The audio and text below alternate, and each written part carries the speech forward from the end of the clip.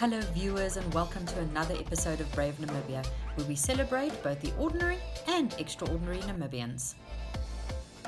Our first stop today takes us to Oniipa, where Abner Tomas started Ndaka mushrooms after completing his master's thesis. He is also one of the winners of the Sanlam Bridging Business Competition. He shares his story with Tunohole Mungaba.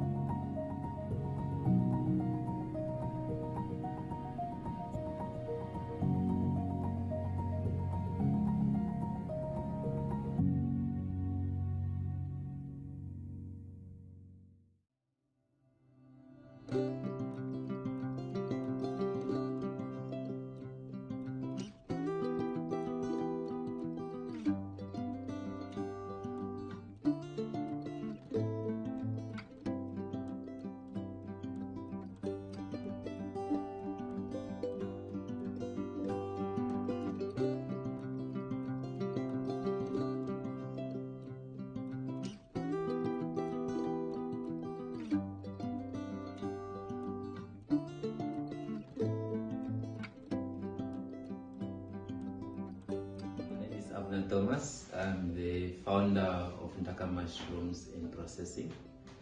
We are a Namibian registered mushroom farm and processing company in Oniipa, Oshkoto region. So the mushrooms, how we cultivate fresh mushrooms, and how mushrooms we cultivate them, we clone them.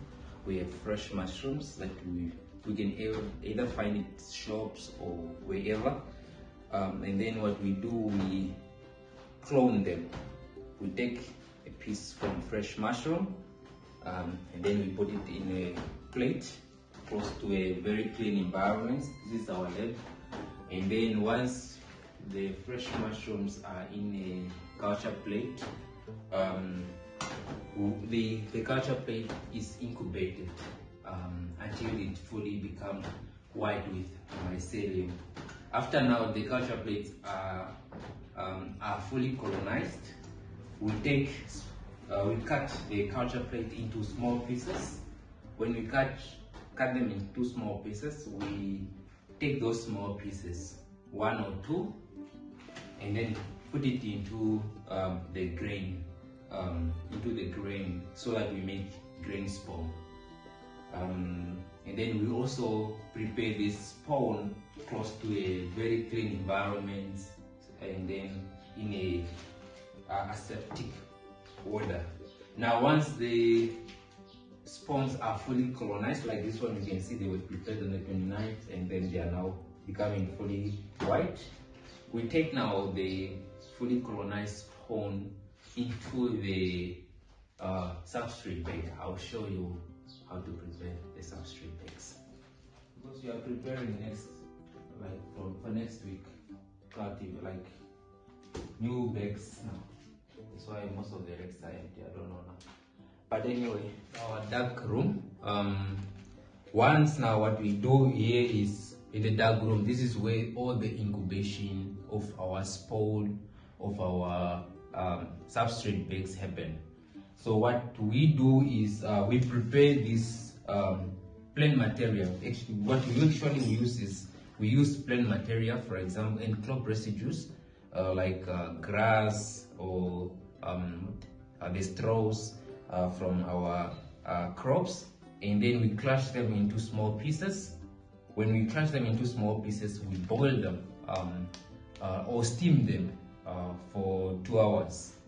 When we steam them for 2 hours, we now inoculate the spawn that we prepared previously in the lab. And then what we do is that we take 2 spoons from the spawn and then inoculate them into the bags. Now once the bags are inoculated, they are labeled with the mushroom species, and then we bring them here now, where they will be now colonizing, becoming white. Like as you can see, they are becoming white.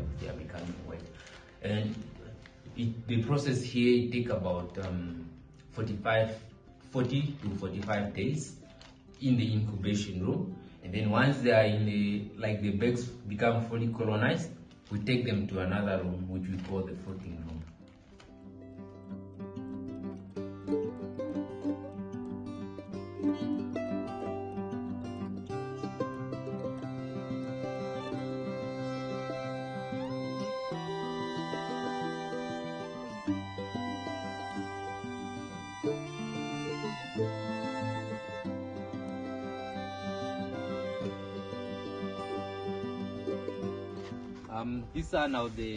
These are the glass and the mixture of different plant material. Like those are the residue, some of the residue, the straws from our plant materials.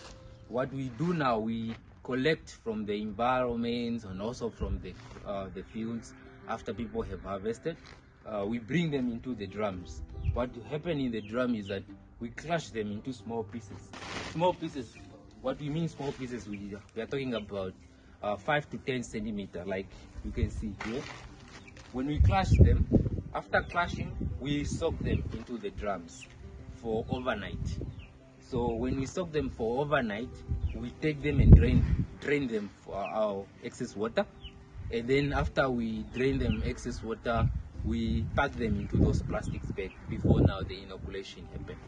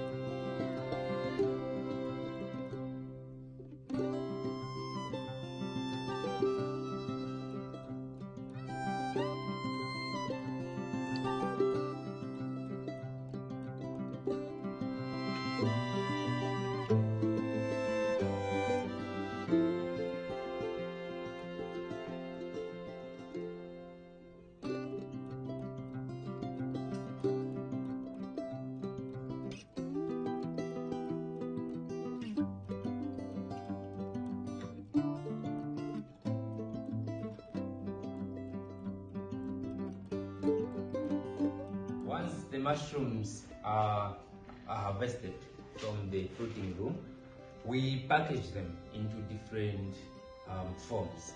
Number one, we package them into fresh mushrooms and sell them for $20 100 gram, or we dry them in a controlled room and then sell them as dried mushrooms, or we can crush them into mushroom powder, or what sometimes some people call mushroom soup, and sell them as in different forms. Ndaka Tomas was born in Oniipa, way back, and I grew up here eating mushrooms from the local areas and also from the farms. Those mushrooms are the white mushrooms like Omatumbula, Oyova, and so on. I also schooled here in Oniipa. Before I go to University of Namibia, I did my Bachelor of Science in microbiology, biochemistry, and then I also worked for a few years, and before I continue again with my master's in microbiology, food microbiology. I completed in 2019, and then in 2019, while I was busy with my master's, I managed to finish early writing my thesis, and then I was left with a lot of free time without not doing a lot of work.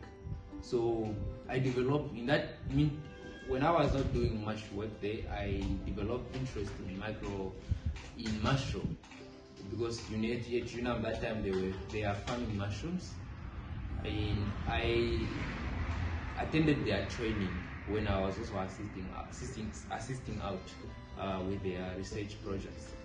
And then when I was at university, I was growing mushrooms, using their facilities, and then also sell at the fellow students little by little. And then I realized that there was a need for mushrooms into the market, in the Namibian market, especially the oysters mushroom. That's when now I decided that after graduating, I'm going to start my mushroom project here in the north, so that I put full effort into it.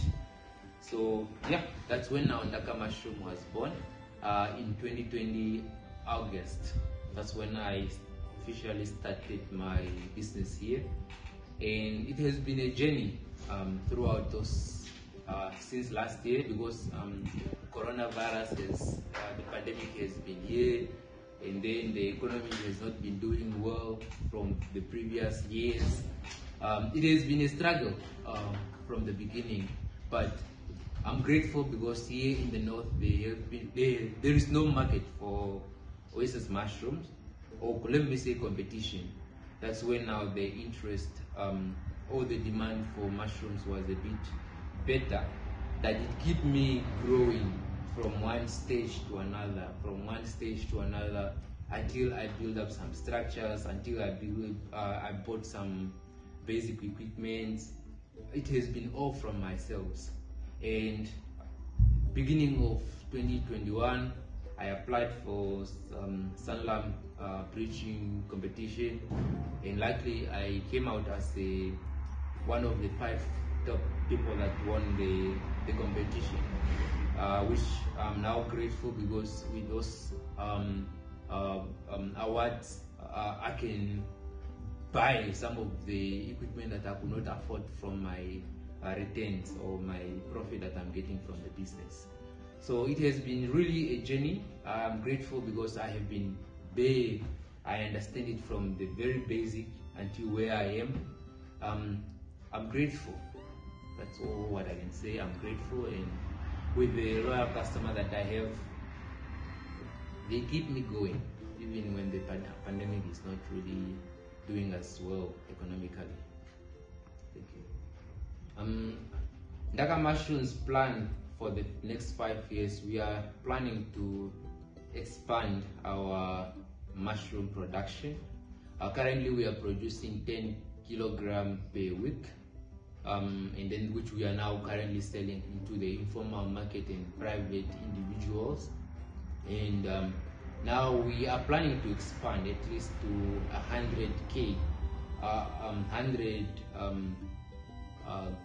per week, and then how in the next 5 years, hopefully we will do that, and then we will achieve it through partnership and through expanding our colonizing room and fruiting room, and then we are also planning to have our market, our mushroom products into the market, formal market. We are currently engaging with major retailers in Namibia. Hopefully in the next few weeks or months, we will be having our products into the Namibian market, formal market.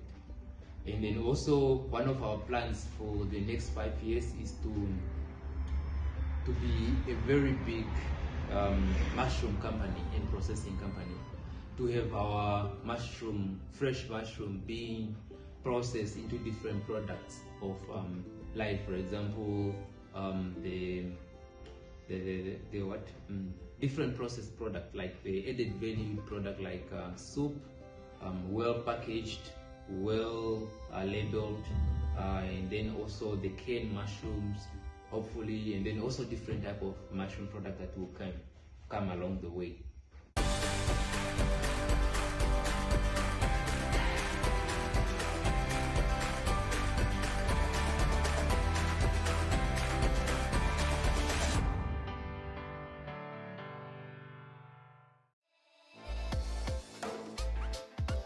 Next up, we're in Windhoek, visiting the Family of Hope services in Havana, where children are given a second chance at love, dignity and hope.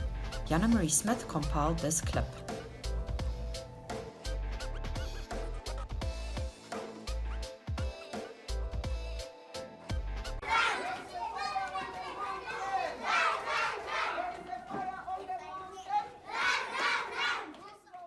Since opening their doors in the early 2000s to provide food to children in need, the Family of Hope Services charity has worked tirelessly towards one goal: restoring hope, dignity, and love to some of the most vulnerable children in their community. Basically, for us as an organization, we believe in restoring joy, hope, and dignity, and how we can also empower one another, because it's very challenging when you wake up each and every day going to work, and sometimes there is no salary. But what motivates us is the love that we have to give to one another, the love that we have to share as a team, being respectful to one another, also being kindness. What does kindness mean?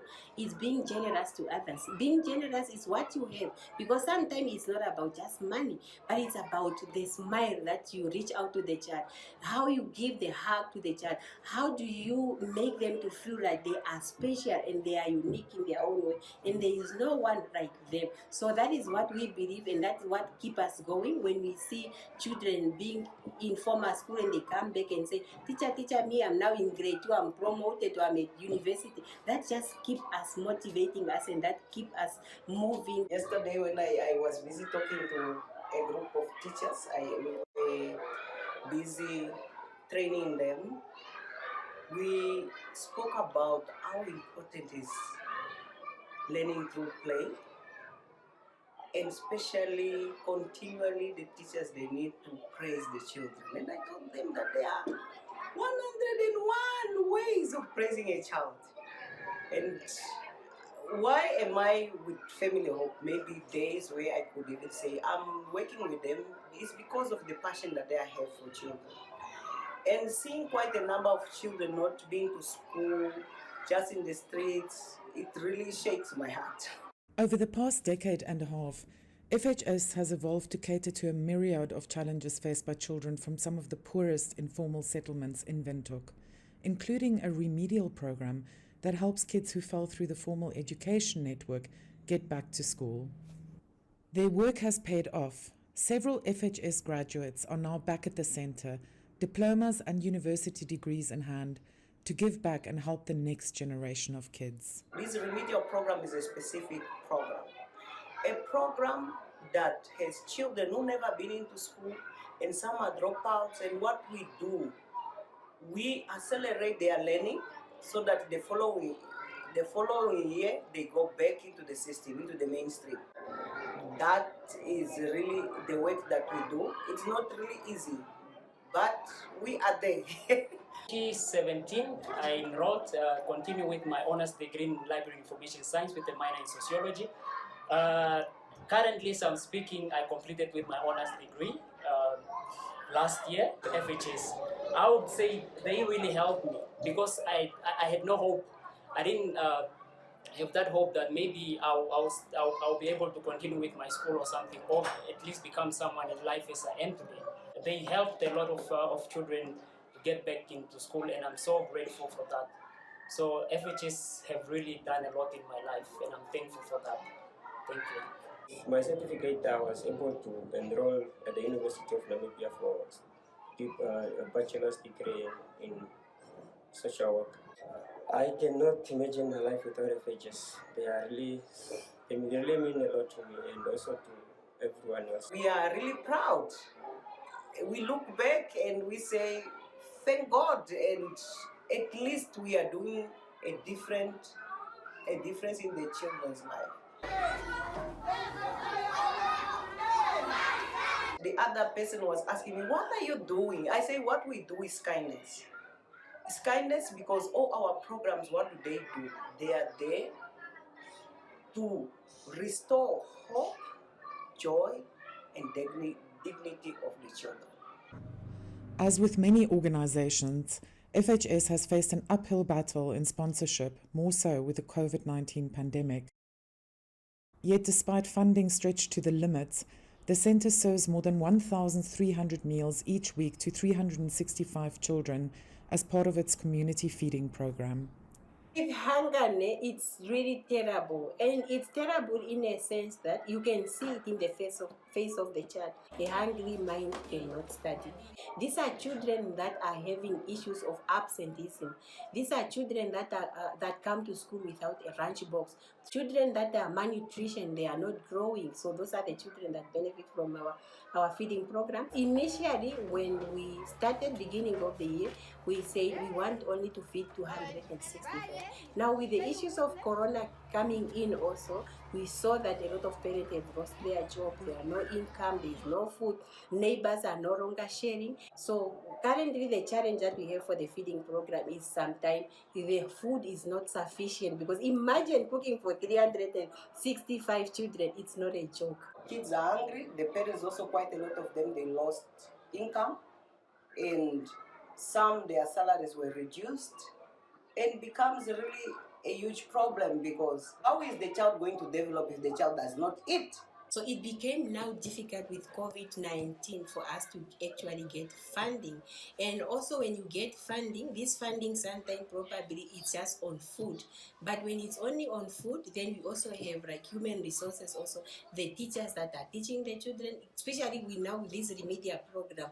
The kids, we are not asking them a lot of money for them to pay because of their circumstance. We are giving them a second chance, and we want at least for them to break that poverty cycle. At least when they get educated, we know that that family life will be improved. Now with the teachers, sometimes you have teachers, but then the teacher, you don't have even income to offer them an incentive. And then you also have the women that are coming also for the feeding program. Also, you need to give them also something.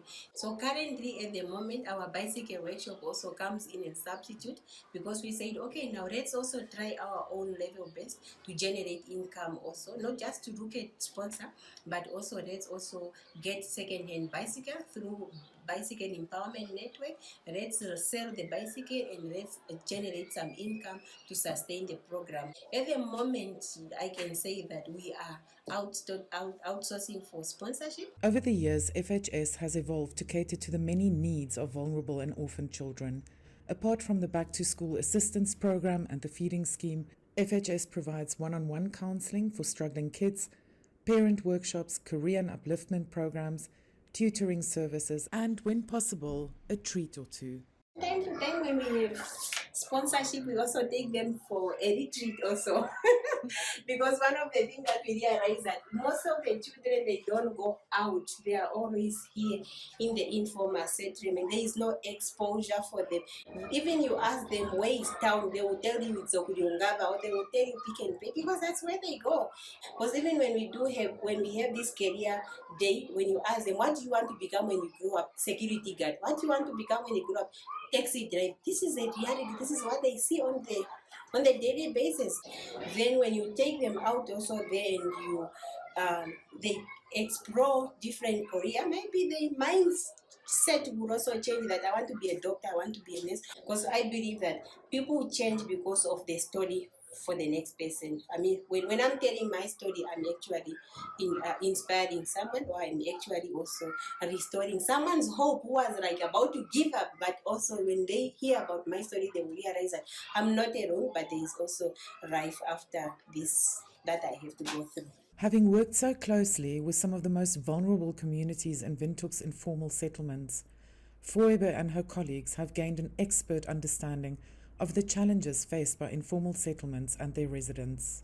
The challenges are so complex, they are so wild, and when you look at it and then you say, we wish the government can able to to meet us halfway, because it becomes so stressful where you are actually trying your level best together with the community leader, but the challenge are actually beyond your circumstance, beyond what you can able to assist. In terms of sanitation, like in this informal settlement, they've been there since 1991. At the end of the day, you don't even know what to do yourself, how to assist them. And also the issues of sanitation also become an issues also, whereby you see people are defecating in the riverbed, defecating in the plastic bag, and hunger become a serious issue so in the informal settlement. And you can see it even in the eyes of the children. At the end of the day, some of the challenges, they are just just overwhelming. And us as community leader, as community members, we are unable to do this unless the government also meet us halfway. Yeah, my desire or my what I really like is to actually help our people, especially improve the standard of living, and also to restore joy, hope to those that are hopeless. That's why I actually chose to be involved in community development work. So besides the Family of Hope services, I also help with community red water sanitation. It's a program that help to sensitize or give awareness raising on how community people can actually solve their sanitation issues in terms of building their safe toilet, in terms of also how to manage their waste. So that is why I actually get to involve to see the changes in the community, because it shouldn't be just always that we have to wait for the government to do for things for us, but also as a community we can come together and able to solve those issues. I'm part of the community development committee that we call it CDC for Moses Carey, and on top of that also I'm a church leader also, so it's a package basically. Yeah.